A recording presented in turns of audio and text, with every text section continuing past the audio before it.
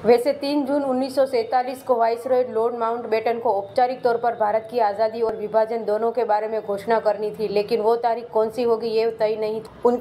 उनके इस ऐलान के ठीक एक रात पहले कांग्रेस और मुस्लिम लीग के नेताओं के साथ उनकी 2 बैठकें हुई, जिसका जिक्र डोमिनिक लेपियर और लैरी कॉलिंस की पुस्तक फ्रीडम एट मिडनाइट में मिलता है। वो लिखते हैं कि तब वाइसरॉय भवन में लंबे बरामदों में उस रात अंधेरा और सन्नाटा पसरा हुआ था। जून 1947 को लॉर्ड माउंटबेटन के कमरे में समझौते के कागजों को पढ़ने सुनने के लिए 7 भारतीय नेता वाइसरॉय से मिलने गए थे। कांग्रेस के नेताओं में जवाहरलाल नेहरू, सरदार पटेल और आचार्य कृपलानी थे। वहीं मुस्लिम लीग से मोहम्मद अली जिन्ना, लियाकत अली खान और अब्दुल रशीद वहां थे, जबकि सिखों के प्रतिनिधि के तौर पर वहां बलदेव सिंह पहुंचे थे। महात्मा गांधी इस पहली बैठक में शामिल नहीं थे। माउंटबेटन ने निश्चय किया था कि इस मीटिंग में कोई बहस न छिड़ने पाए, इसलिए उन्होंने जिन्ना से पूछा कि क्या वो भारत को उस रूप में स्वीकार करेंगे जिसकी कल्पना कैबिनेट मिशन में की गई थी। जिन्ना तैयार नहीं हुए।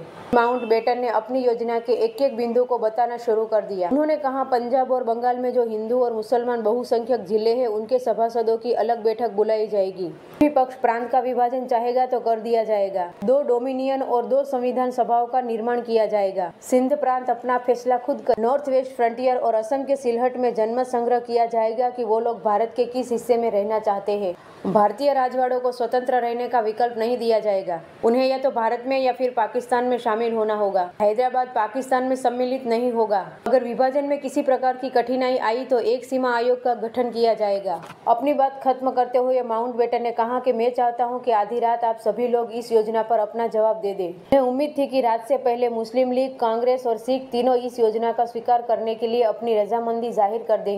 महात्मा गांधी ने पहली बैठक में आने से इनकार कर दिया था, क्योंकि वो कांग्रेस के किसी पद पर नहीं थे, लेकिन उनका अस्तित्व पूरी बैठक पर छाया हुआ था। लॉर्ड माउंटबेटन गांधी का बहुत सम्मान करते थे, लेकिन आधी रात को एक और बैठक हुई और गांधी इसमें आए। माउंटबेटन को डर था कि गांधी कोई ऐसी बात न कह दे जिससे दोनों के बीच में मनमुटाव हो जाए। माउंटबेटन अपनी कुर्सी से उठे और तेजी से महात्मा गांधी का स्वागत करने के लिए आगे बढ़े, पर अचानक वो बीच में ही रुक गए। गांधी ने अपने होठों पर उंगली रखकर उन्हें रोक दिया। वाइसरॉय समझ गए कि आज गांधी का मौन व्रत है। इसके बाद माउंटबेटन ने अपनी पूरी योजना समझाई। गांधी ने एक लिफाफा लिया और उनके पीछे कुछ लिखना शुरू कर दिया। गांधी ने लिखा था, मुझे अफसोस है कि मैं बोल नहीं सकता। सोमवार को मेरा मौन व्रत रहता है। मुझे 1-2 बातों के बारे में कुछ कहना है, लेकिन आज नहीं। अगर हम दोनों की फिर से मुलाकात हुई तो मैं जरूर कहूंगा। इसके बाद गांधी वहां से उठकर चले गए। लॉर्ड माउंटबेटन को कांग्रेस और सिखों की ओर से तय समय सीमा में सहमति मिल चुकी थी, लेकिन जिन्ना नहीं मान रहे थे। जिन्ना बात टालते रहे और अंत में माउंटबेटन ने कहा, मिस्टर जिन्ना, मैं आपको एक बात बता देना चाहता हूँ कि मैं आपको अपनी योजना बर्बाद नहीं करने दूंगा। और फिर वैसा ही हुआ जैसा तय हुआ था। विभाजन और आजादी को लेकर माउंटबेटन ने भारतीय नेताओं के साथ औपचारिक स्वीकृति के लिए एक बैठक की, जिसमें सब कुछ उसी तरीके से हुआ जैसा कि उन्होंने जिन्ना को एक रात पहले बताया।